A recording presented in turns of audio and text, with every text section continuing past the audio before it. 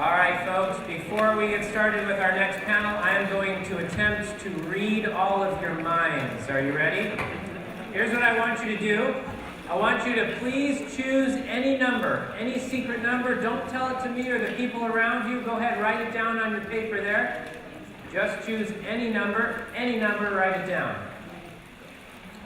All right, I want you to take that number and add 5. Add 5, please. Okay, got it? Get your new answer and double it. Double it.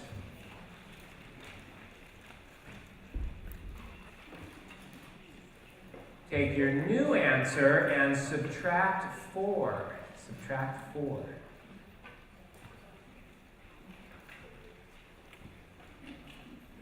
Okay, take your new answer and divide it by 2. Divide by 2.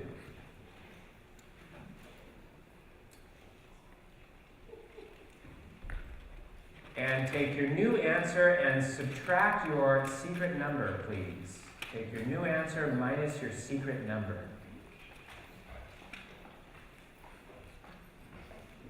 Okay, circle your final answer, please. Circle your final answer. And on the count of 3, I want you to shout out the number that you've circled. Are you ready? 1, 2, 3. 3! The math magician strikes again.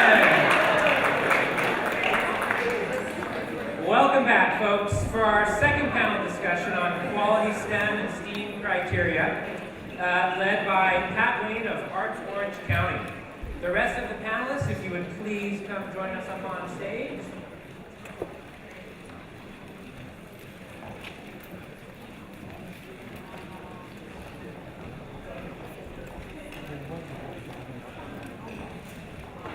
And ladies and gentlemen, please welcome Pat Wayne.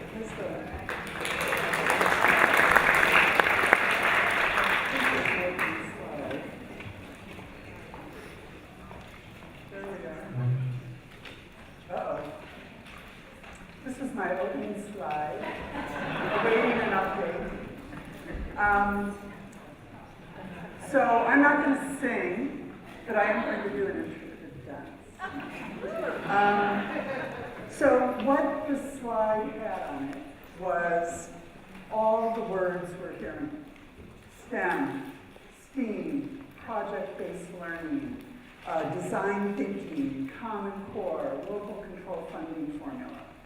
And all of those are in play. How do we know what quality is? How do we know what is the criteria by which a school or a district can claim to be STEAM? In my gut, I know we are onto something quite spectacular. A path that could make every school a creative incubator that kids just can't wait to get to every day. Who doesn't want that? We all know deep down that if we do this right, it can transform education, and it is exactly what business is saying, asking for to ensure a creative workforce.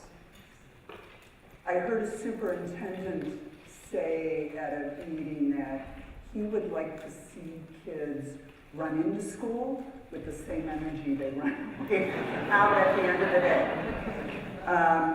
And looking at those kids from Eastlake High School,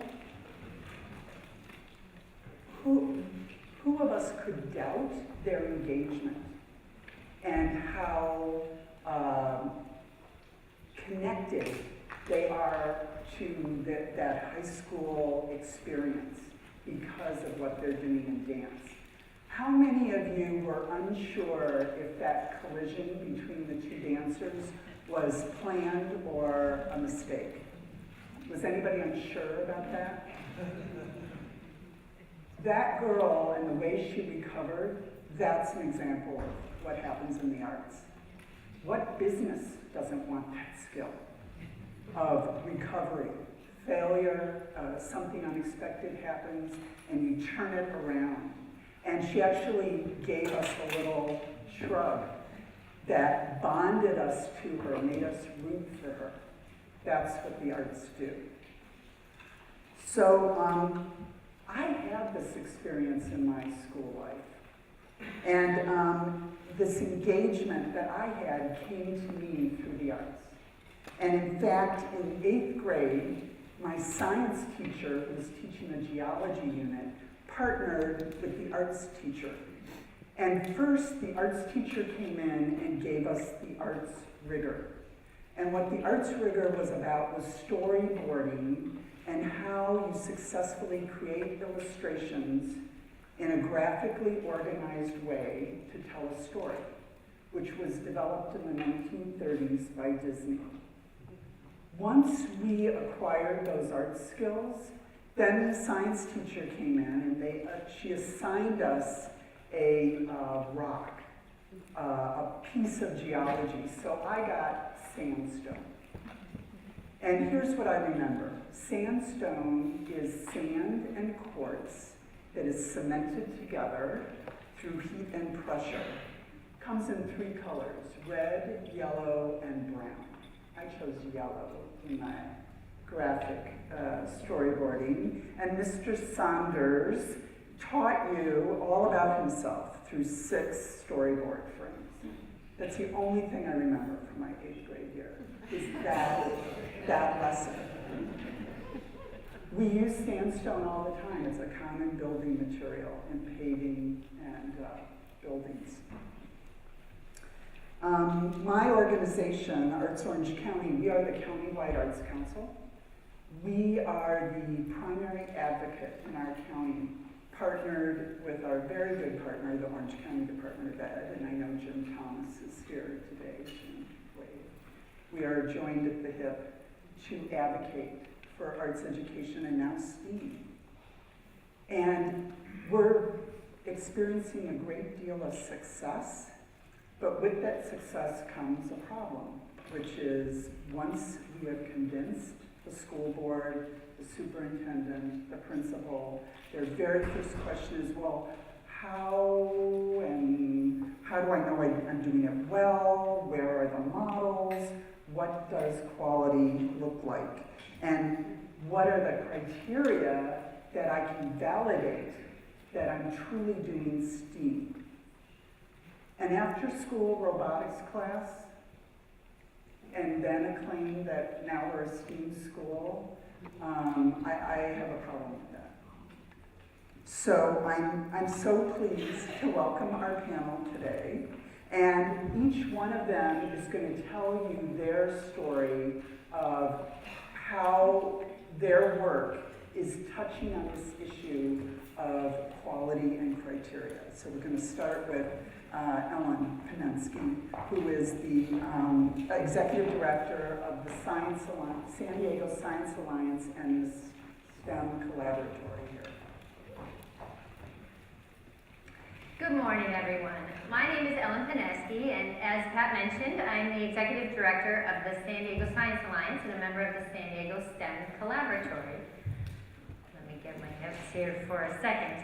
Before I go on, I just wanted to take a little poll in the audience of how many of you in this audience went to school in San Diego County, to K-12 school in San Diego County. Okay, and then how many of you work at a school in San Diego County? And how many of you have kids here at a school in San Diego County? All right. So the San Diego STEM Collaboratory is a collaborative effort where we envision a time that our innovation economy here in San Diego is fueled by that STEM talent developed in our local meaning San Diego County, K-16 educational pipeline. And that's K-2 career pipeline. Now, I think I went too far. So, what is San Diego County? If we're talking about envisioning this time, San Diego County is large. It might not necessarily be as large as LA County, but we have a GDP of $177.4 billion.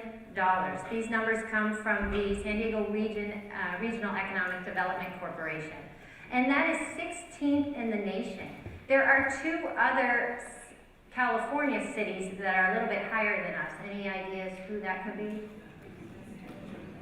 Maybe Los Angeles, second at 765.7, and then maybe perhaps San Francisco at 360. So San Diego is 16th in the nation. In terms of venture capital dollars received in San Diego County, San Diego is 6th in the nation at 1.1 billion. Any guesses which county is the most in venture capital funds received? Silicon Valley, what do you know? 10.8. So Silicon Valley's 10.8. LA and Orange County combined 2 is number 4th in the nation, and San Diego is 6th.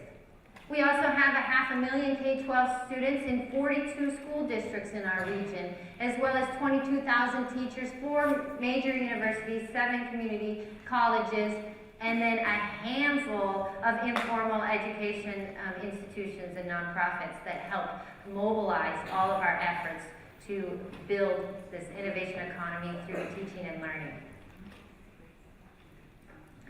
So our mission here at the San Diego STEM Collaboratory is to help our county prepare our most STEM capable graduates. And it can't be done alone. That's why it is called the San Diego STEM Collaboratory. So 2 years ago, Chris Rowe and Stephanie Couch came to the San Diego Science Alliance, who's been an organization that's been in business of connecting stakeholders regionally to advance STEM teaching and learning. They came to us and said, hey, we're starting this movement around California. Do you want to join us? Well, of course, since we've been in this business, we said, well, sure, we'll help you. So what did we do? We went and gathered some people around the community and said, hey, California's starting this movement. We'd like to start this movement in our region. Do you want to join us? And that's how it began.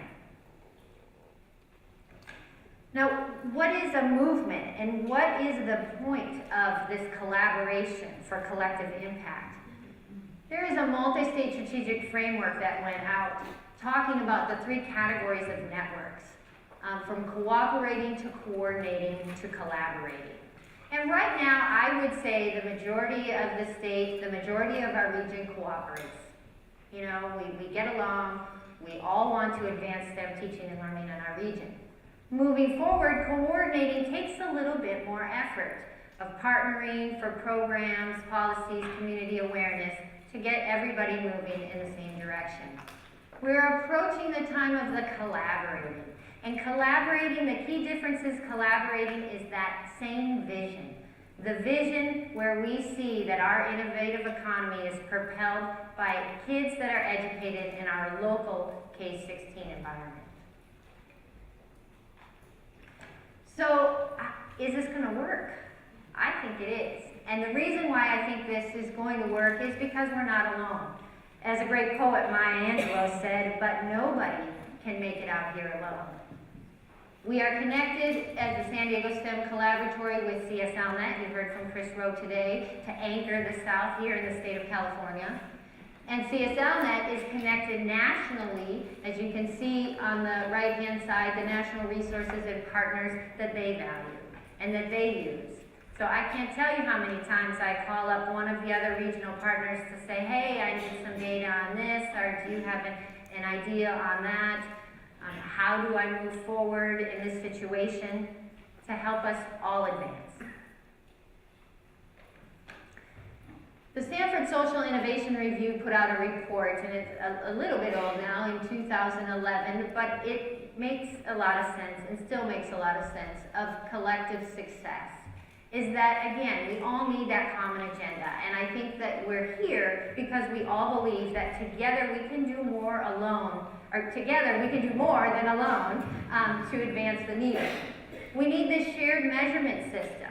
And one of the things that the San Diego STEM Collaboratory is working on is a quality criteria model, and John will talk about that next, to figure out how are we going to know if we're successful.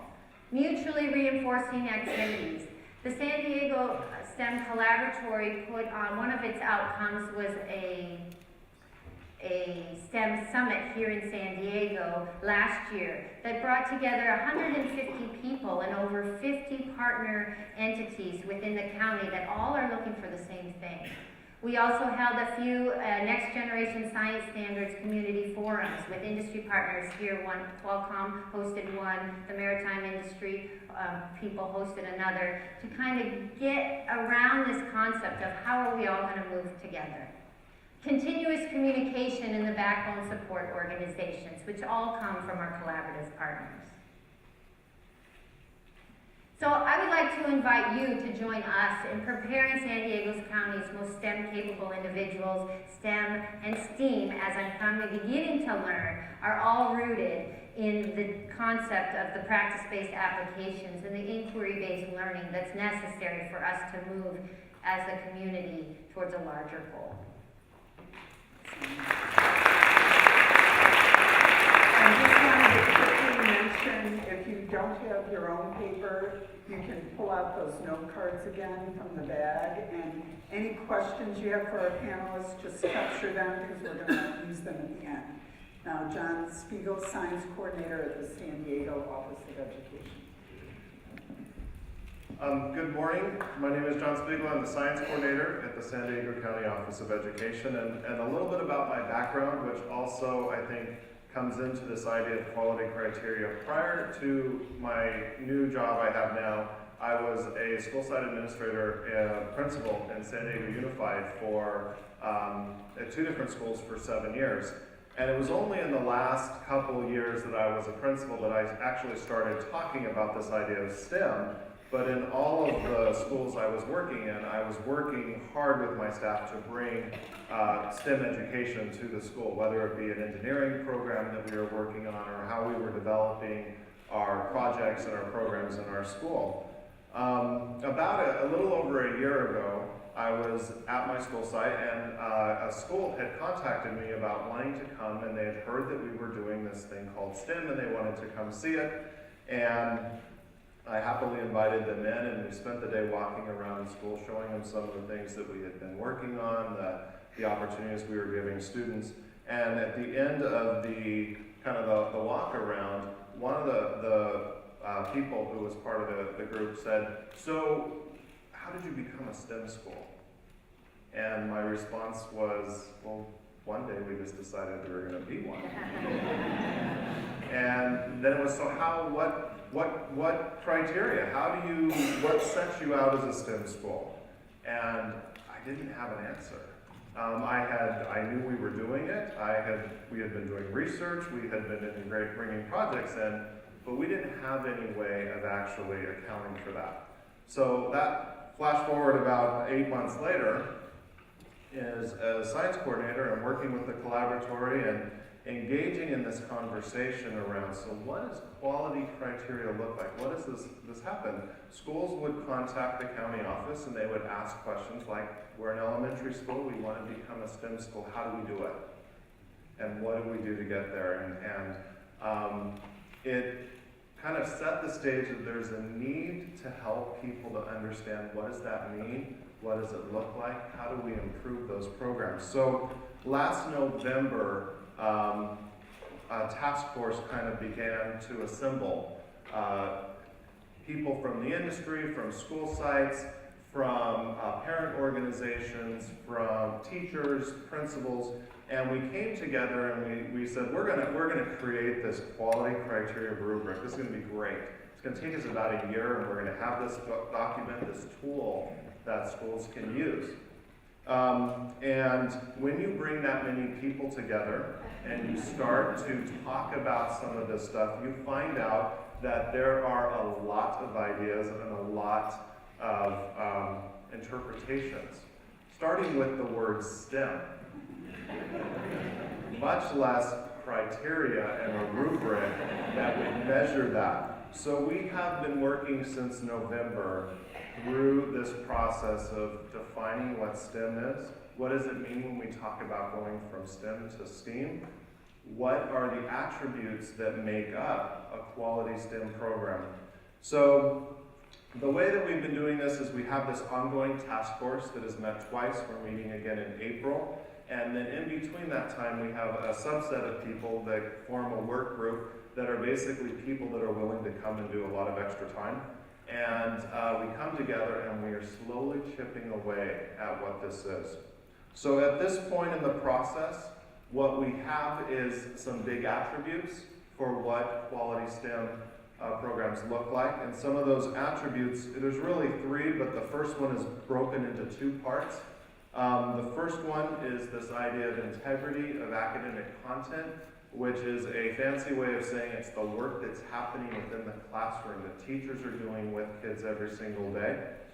The second part of that attribute one is the STEM, climate, and culture, and that's the part that's outside of the classroom, but it's on the campus itself. What is the school doing that's actually building this culture that makes something STEM?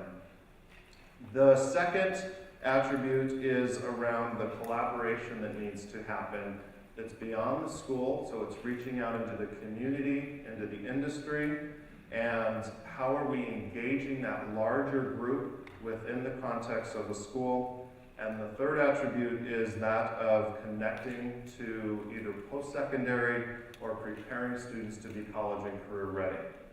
So within those three attributes, we have components that we are fleshing out, and everything from what does it mean to do interdisciplinary or integrated learning, how does that look?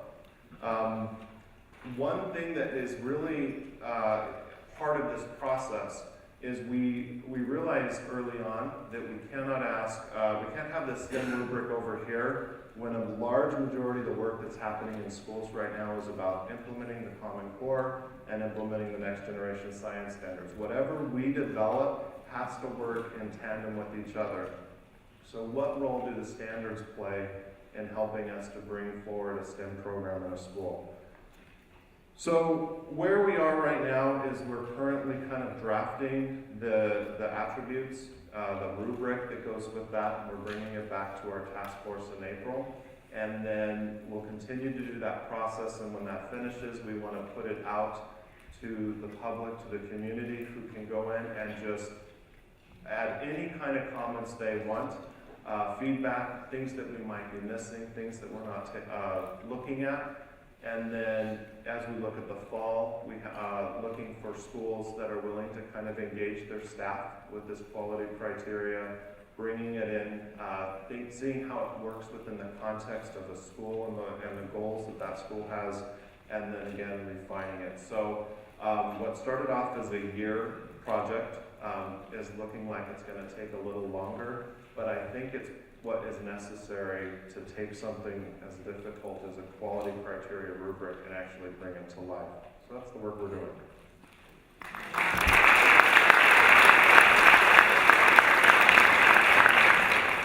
Next, I'd like to invite Heather Lattimer, who is a professor at University of San Diego. Good morning. I think it's still morning.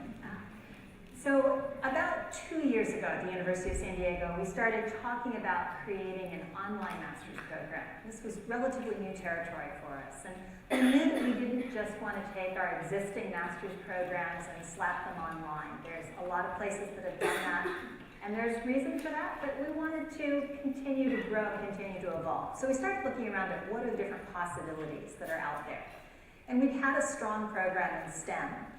But as we started having conversations, we kept hearing this buzz about STEAM. We thought, okay, well, if there's a buzz, maybe we ought to consider it a little bit.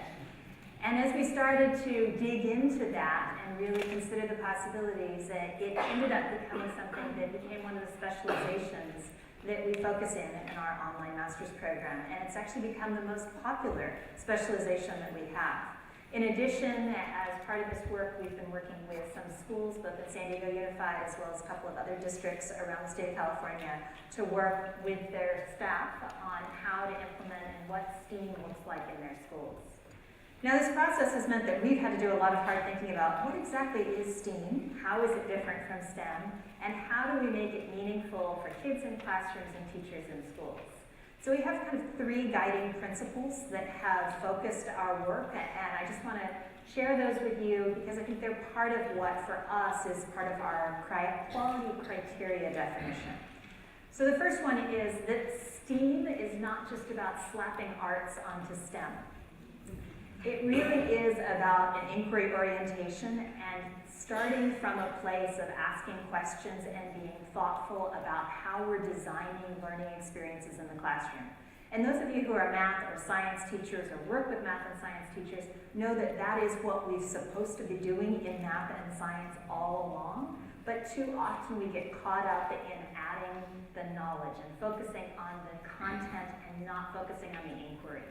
And by adding the arts in, by talking about STEAM, we really have a new opportunity to reconceptualize what good science and math learning looks like, to reconceptualize about how we're engaging students in the classroom, and to think about asking those questions, thinking about things from multiple perspectives, representing things in different ways, and having new ideas. And so it's an opportunity to really take the next generation science standards, the Common Core standards, and think about not just what are the knowledge that students have to take away from these, but what are the questions that we can ask?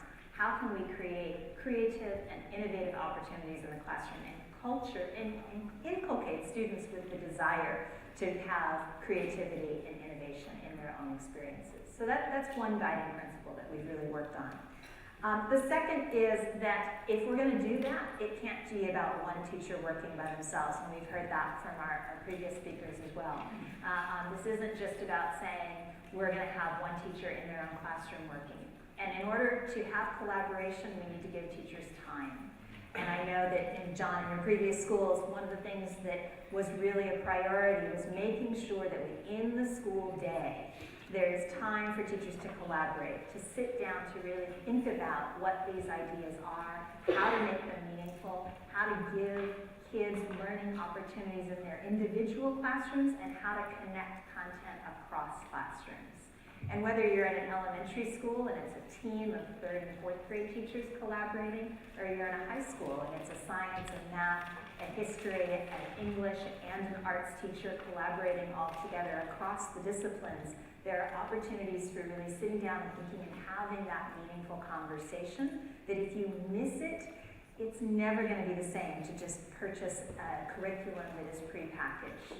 You have to have those rich conversations, and whether that's in our master's classes or whether that's in school sites, it's something that in order for us to make meaning of this, we've got to give people those opportunities to talk. And then the third piece is that assessment matters. And I think this is kind of where the rubber hits the road and where we're starting to see some of the conversations and pushback on Common Core and some of the bigger national conversations. If we do this great work, but at the end of the day, we are still assessing using benchmark tests and end of the year standardized tests that prioritize simply regurgitating content, then none of the work will be prioritized. And so we have to have those conversations both, again, within our individual classrooms and schools, as well as in larger entities across districts and across the state and across the nation of how are we going to assess this. And that's really tough because part of STEAM is about innovation. How do you assess a child's innovation? How do you put that on a rubric?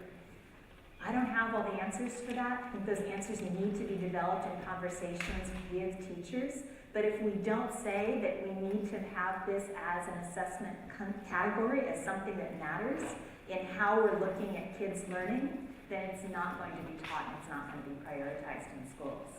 So that's kind of a little snapshot of where we are with what we're doing both in our online program as well as with our work with schools. But I think that I hope we'll have further opportunities for conversation. It's certainly a rich, and it's a very, very exciting area. And there's, again, as Pat pointed out in the beginning, there's all these different pieces that are coming together right now that really provide these rich opportunities for having discussions around how to make learning more meaningful for our kids in schools.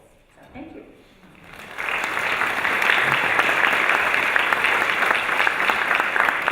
And Denise Grande, Director of Arts Education for the Los Angeles Cultural Arts Commission. Good morning. So as the Director of Arts Education for the LA County Arts Commission, I've come to this place of starting to frame our work as directly supporting school districts and schools. And then all of the other kind of work that we do that offers indirect support to school districts.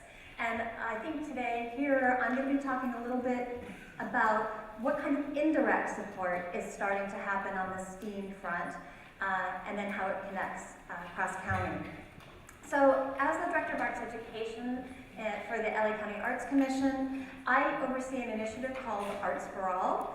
It is an initiative of county government.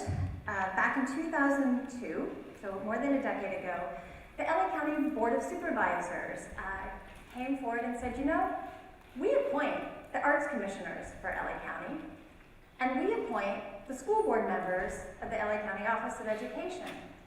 Seems to us that these two entities maybe could do some good by working together to help drive arts education in all 81 school districts in LA County. So we launched in 2002. To reference Ellen, some of the stats that Ellen was talking about, we have approximately 2,400 schools across 4,000 square miles and serve 1.6 million students. LA Unified often gets the media attention as being the LA school district, but it is a third of our student population and one in 81 school districts. Flash forward 10 years later, in late 2012, the LA STEM Hub was being launched, and it's an initiative of the chamber there. And they hosted a brown bag lunch meeting where they were inviting community stakeholders to give some input about how they might go about this launch. Funny enough, there were a number of arts education funders in that room, and they also are STEM funders. So fortunately, I think, they started raising their hands, saying, you know, there's some folks who've been at this arts thing for a while. Are you talking to them? Later that afternoon, our office got a call from Boeing, and the conversation went a little like this. We do a lot of funding for arts education, and we do a lot of funding in the STEM sector. For Boeing, it's a workforce development issue. And they said to us, we just think that maybe we can make more headway if we're having conversations together and we're not off working in different silos. So I just want to quote a representative from Boeing who I think says it better than I could ever come up with. And she said, we can teach our workforce to write code. What we need is employees who can imagine what to write code for.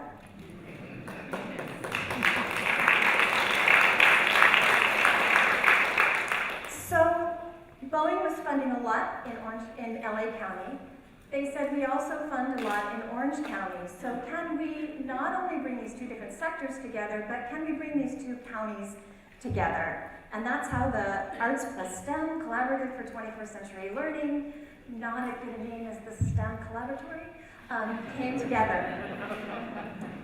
So so the three counties all have established arts education initiatives. In LA, it's Arts for All. In Orange County, it's Arts Advantage. And here in San Diego, you have Arts Empower, I think was launched last year or the year before. There is a STEM hub in each county, but they're very different. In LA, it's out of the chamber. In Orange County, it's really an initiative of a funding collaborative. And here in San Diego, my sense is that it's more driven by the science education community. So we have different perspectives, and while in LA, the arts education initiative has been around a little bit longer, in San Diego, the STEM education piece has a lot more legs under it. You've been at it a lot longer. So this is a great opportunity to share history, resources, and thinking. So we really, at this point, are a think tank. So we're just finishing kind of our first year of working together. And I really want to echo and reinforce something that Ellen brought forward, which is this idea of cooperating, coordinating, and collaborating. So we're a think tank made up of the three offices of education, the 3 arts entities in each county, and the 3 STEM entities in each county, plus invited leaders from the arts, higher ed, and STEM science communities. While there are some relationships that exist, for the most part, these are all brand new relationships. A group of 30 to 40 people sitting in a room who may have known each other, but have not really worked together in deep ways, with a few exceptions. We are very much in the cooperating and starting to coordinate phase, and I want to just bring forward a quote by another smart colleague who I think was quoting Daniel Pink, but said that change happens at the speed of trust. And we are definitely in the throes of establishing that trust. We spent a good chunk of time talking, and we're trying to move beyond the talking to really try to imagine what we could do together that we can't do alone. That the gut default was maybe we should write integrated curriculum, and then it's like, really, is that really what we should be doing? So trying to elevate it to a 30,000-foot level, what can we do systems-wide that will indirectly move the ball forward, because there are so many people on the ground in the classrooms trying to work it at that level. So we, as you will see, so this card handout is the initial kind of tracking point of where we are now, and on there you'll get a sense of where we are in terms of what's our vision, what are we even trying to do as a collaborative, and to echo some of the other panelists here, how do we even define STEAM and STEAM instruction, and what's it going to mean for moving forward? So our goals for this next year, trying to really stick to what can we do in 2014, is we really are hoping to build on the good work of San Diego and the STEM quality criteria and attributes, and take that a step further to what would that mean for STEAM, optimal arts and STEAM instruction and environments. And then using that to identify high-quality models throughout the region, because it's one thing to have a theoretical framework, it's quite another to be able to point to concrete examples of where it's working well so that others can learn from those models. We also are working together to collaboratively develop and implement and support arts and STEM programming cross-county. And today is an example of that. STEAMConnect absolutely taking the lead on that, but knowing that the other 2 counties were right there to support and help in whatever way we can. And there are other convenings planned for LA, and there will be for Orange County as well this year. And then finally, just begin to build tools that can help us communicate about this initiative, about this collaborative, and about how these different sectors really can do more together and working together than any of us can do alone. And hope for more as we move forward. And I just have to say, as the arts voice here, we're really excited about the Common Core standards, thrilled about the next generation science standards, but have to mark the time also that the National Course Art Standards are going to be released later this year. So it really is a time of synergy for all of these things to work together.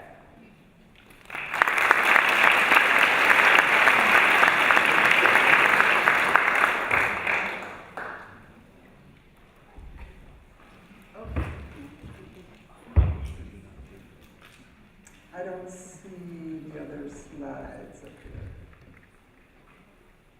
here. Okay, go all the way back.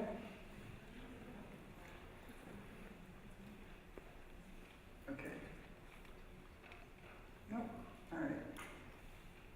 So we're going to do a little hands-on activity right now. If you pull out your paper bag, there is 2 pipe cleaners in there.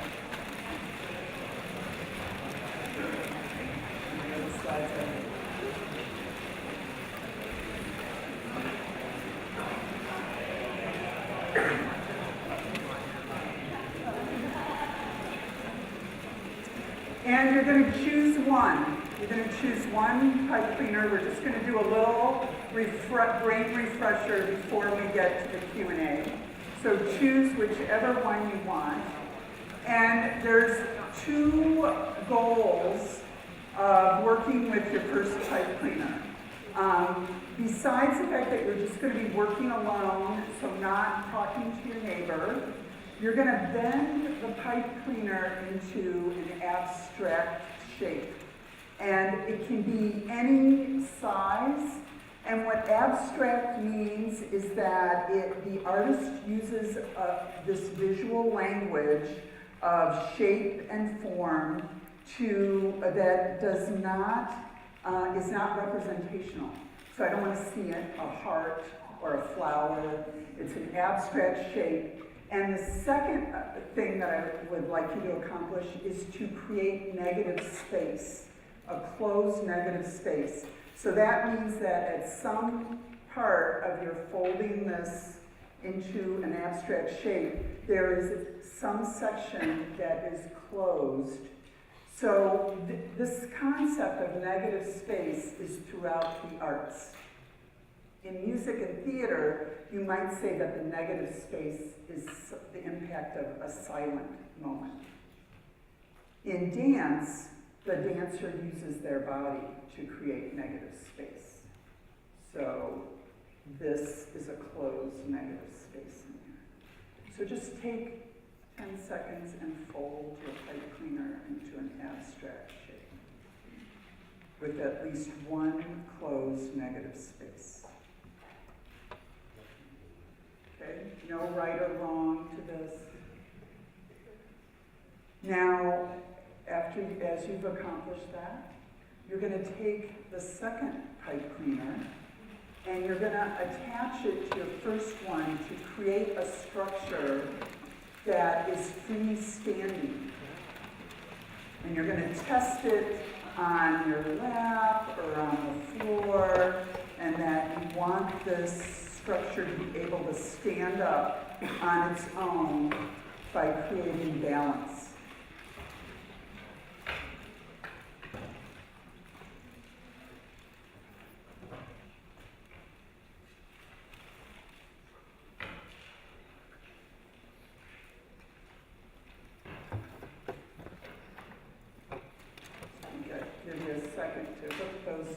And make sure it can stand up and be in balance, that the weight is distributed in such a way that you don't need to hold it.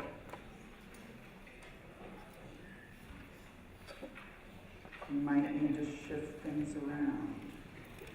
And once you've accomplished that, connect with one or two neighbors and hook your sculptures together. Collaborate to hook them together.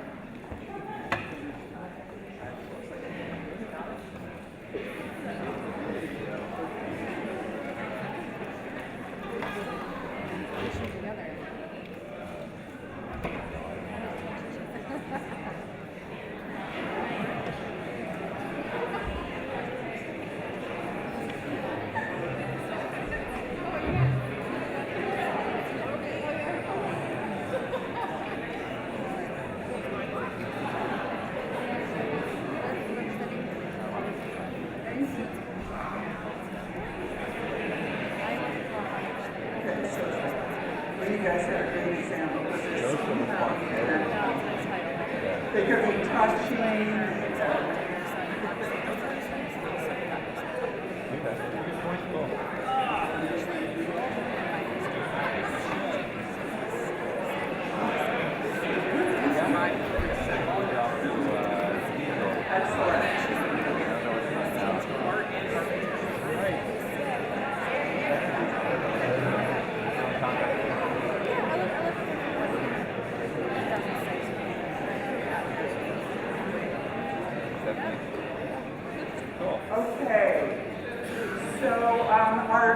Our panelists have displayed, all four of them, look at their sculptures. So just very quickly with your partners, talk about how this is just a simple example of some of the things you've either heard talked about or your understanding of the processes of STEAM. what happened in this little simple quick exercise.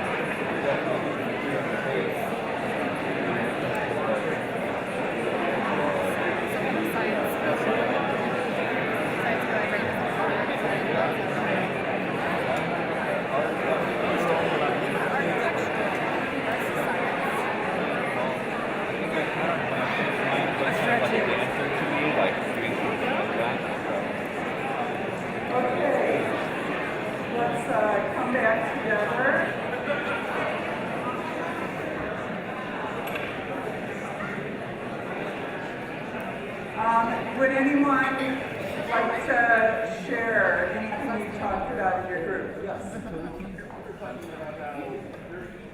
At first, the task was to be creative and to create anything we wanted with our type figures, but I think that there was a shift as soon as you made us make it stand up, and that became more engineering, but also incorporating the creativity aspect as well. Great. So I don't know if you can hear it. We talked about it first. It was creative, you could do anything you wanted, and then as soon as I gave you the task of making it stand up and balanced, it shifted into engineering. Anybody else have something else about this that jumped out at you about the, oh, sorry. We started off in our own individuals, and it reminds me of being a teacher, you're teaching your subject, you gotta focus on that, but then as we got it to standing, as we were, then like get it to really stand on its own, you're your teacher in your own classroom, doing your own thing, making sure your students gain the content knowledge and are able to develop those skills. But then when you told us to bring it together, we had two separate things going on.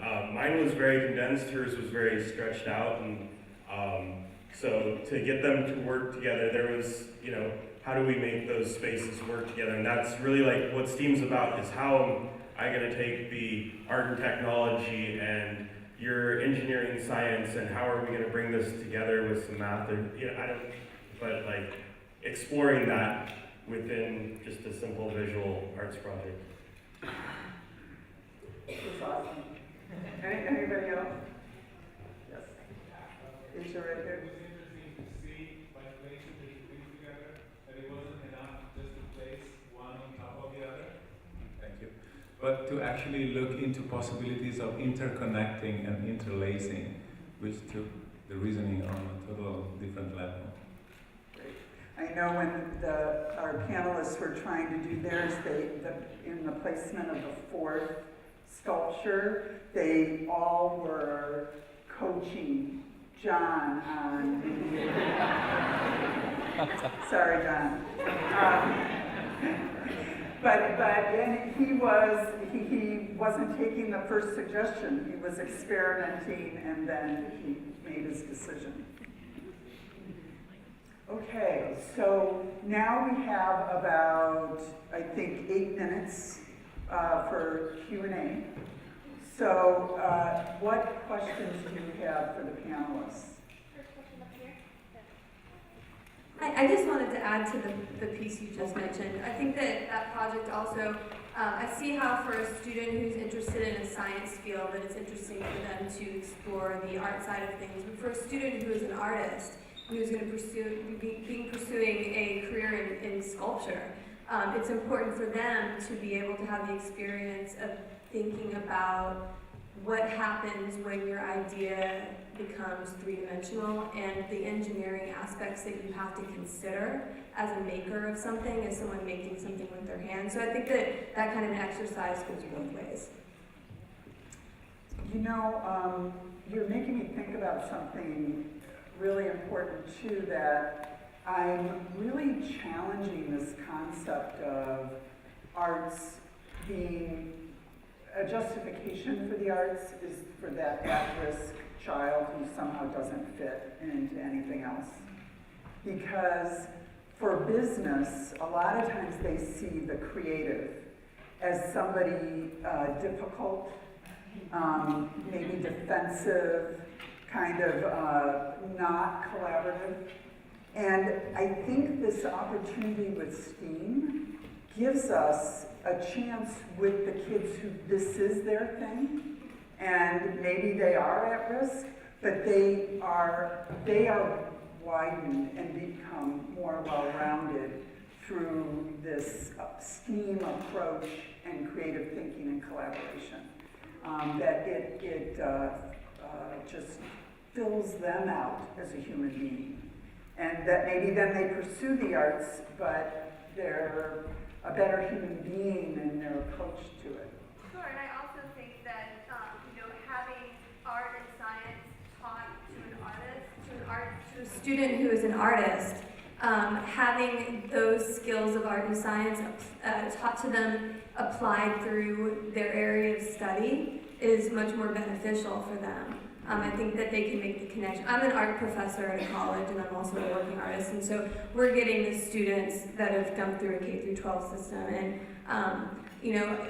I think it's an important thing for them to have that connection and to feel that those skills mean something to them in the area that they want to pursue. So not only thinking about art as a supplement for science education, for critical thinking, but vice versa. Also thinking about for the students studying art, that these science and math skills and engineering skills and understanding of technology is a good supplement and has a symbiotic relationship with their field of study as well.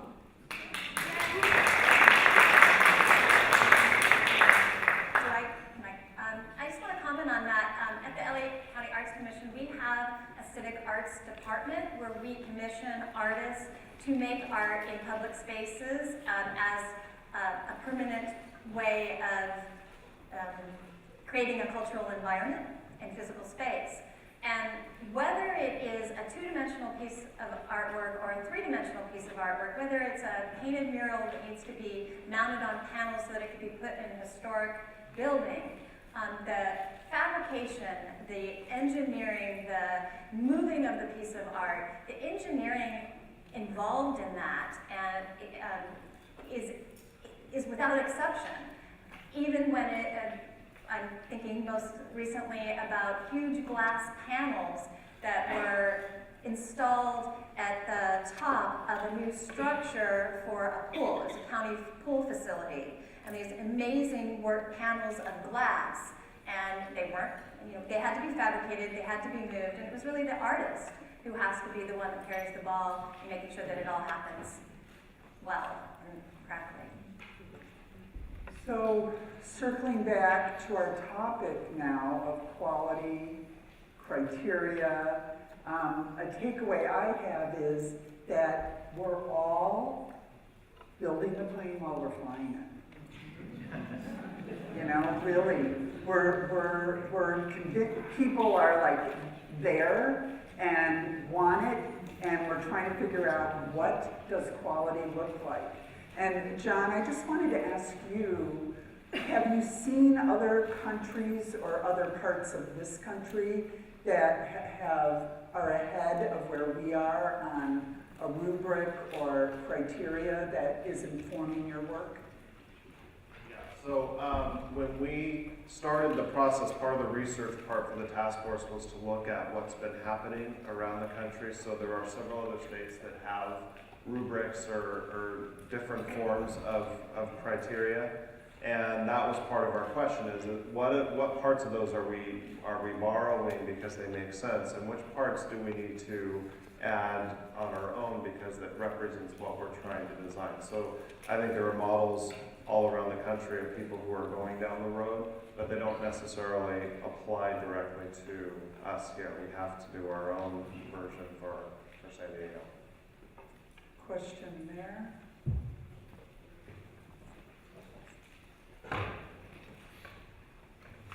As a parent and a community leader, one of the questions I have is how are we going to be defining quality?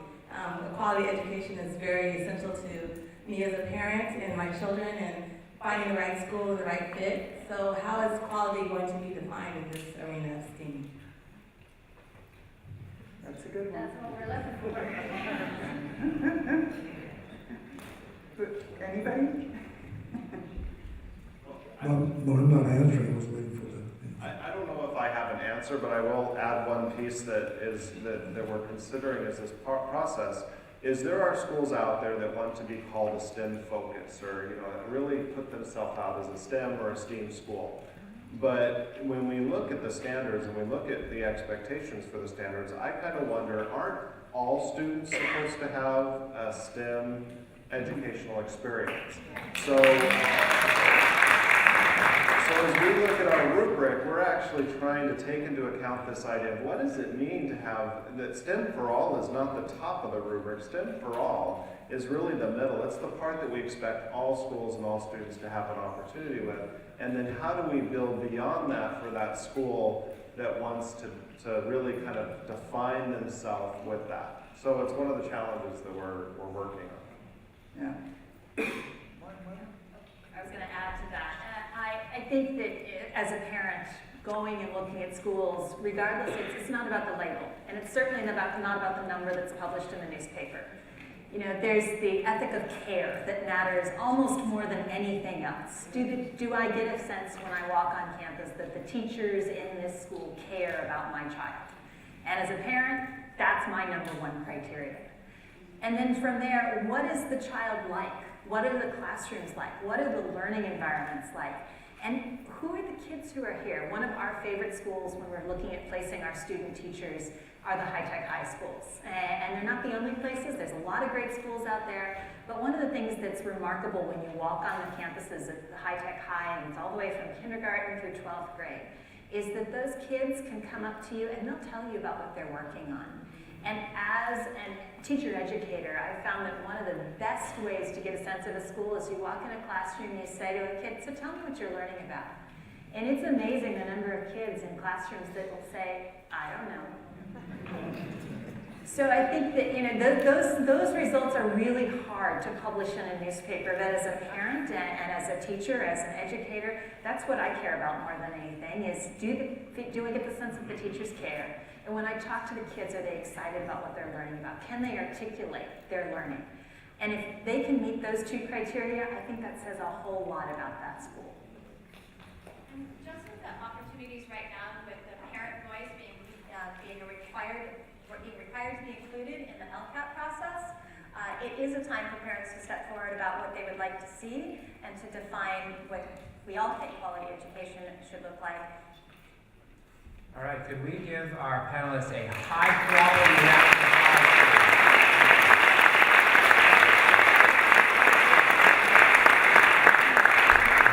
Thank you very much.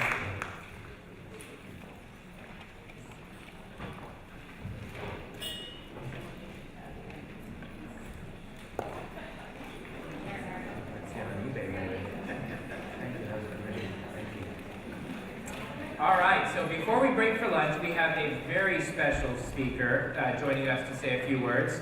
Navrina Singh is Director of Product Management at Qualcomm and Head of Qualcomm Impact, the company's global innovation program. So please help me welcome Navrina Singh.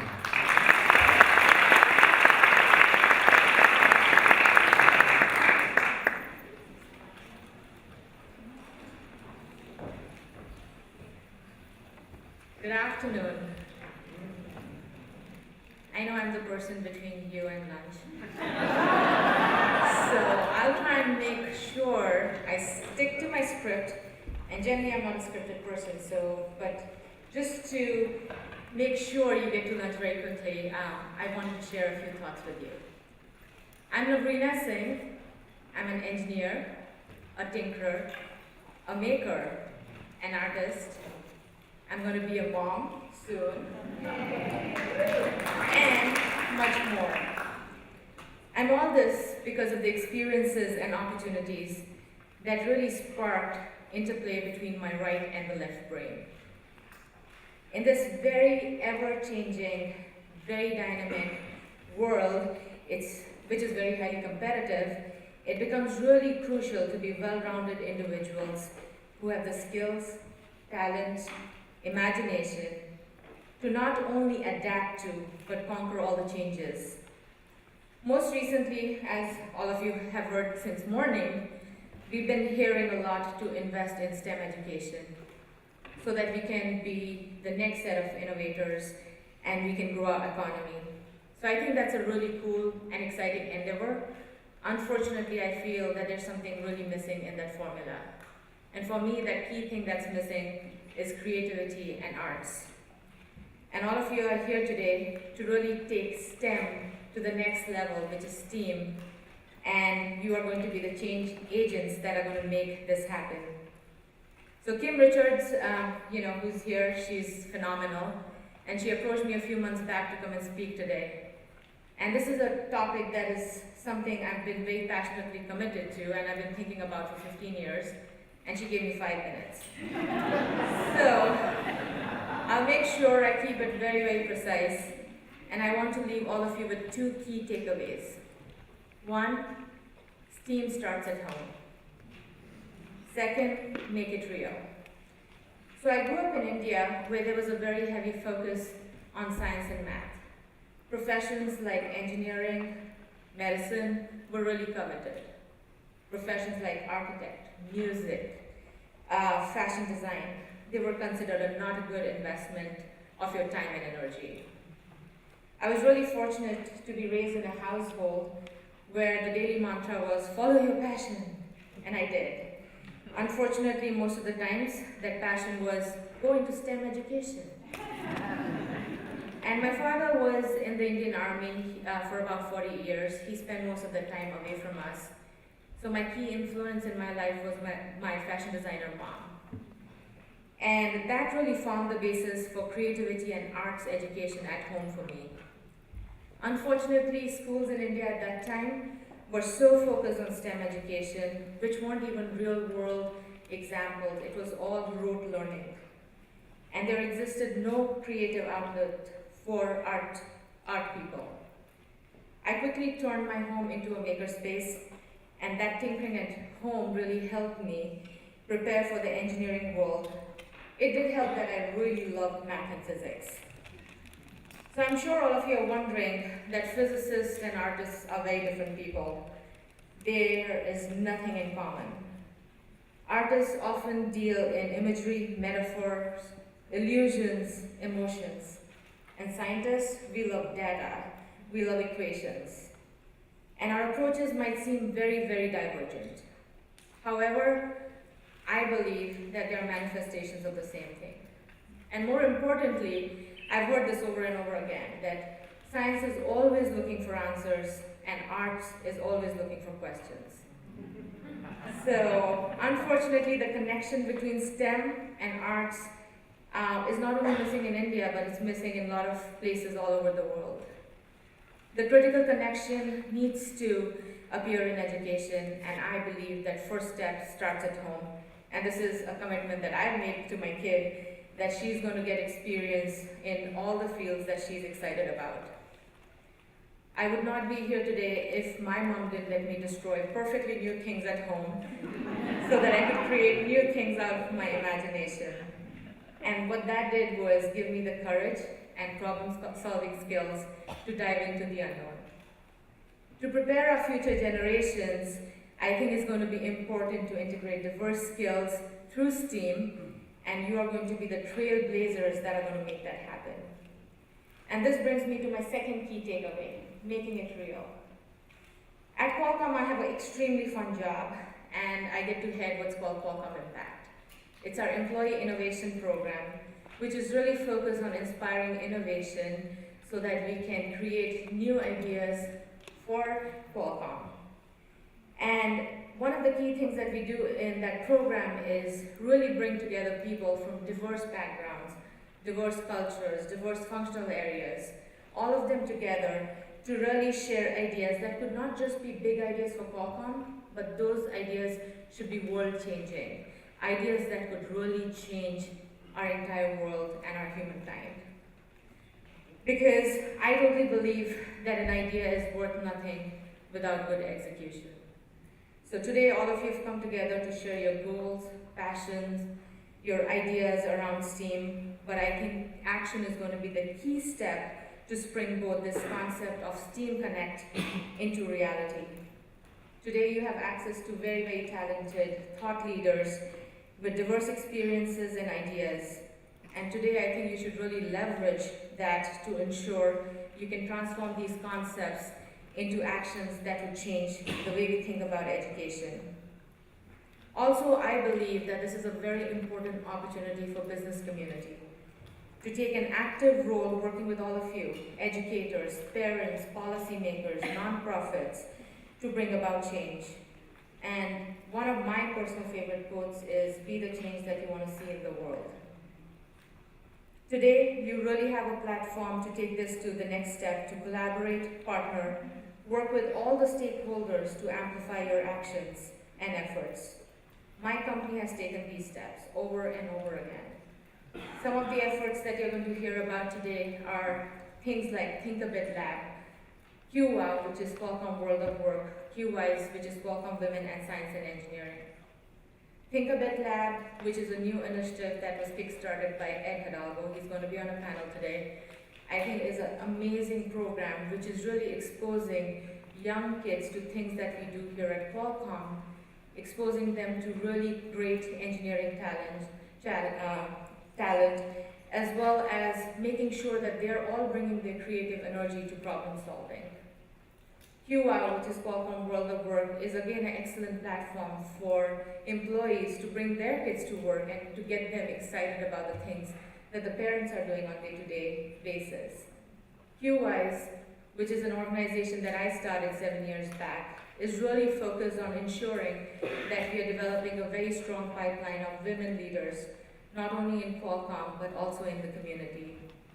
So it's really interesting that growing up, I saw this a lot, not so much in India, but in the United States, that girls always take a step back from science and engineering fields. It was because they could not see the connection between creativity and technology. And many a times we see that girls give up on some exciting careers because they feel like engineering and technology is nerdy, it's not impactful. And that's something that we've been dreaming up pretty much every day here at Qualcomm through our QWISE organization. And we are trying to change that by approaching girls at a very young age and inspiring them about new ways that they can integrate their creative talent into something that could be meaningful for this world.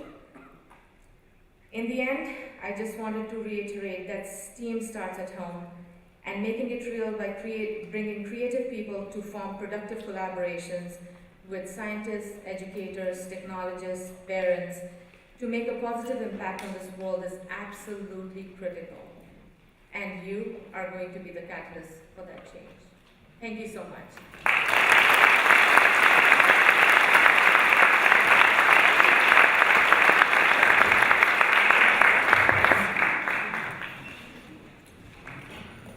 And now the words you've all been waiting for. It's lunchtime! Enjoy. No, I'm saying I can walk there. Oh, okay, yeah. Ouch. You're gonna leave us?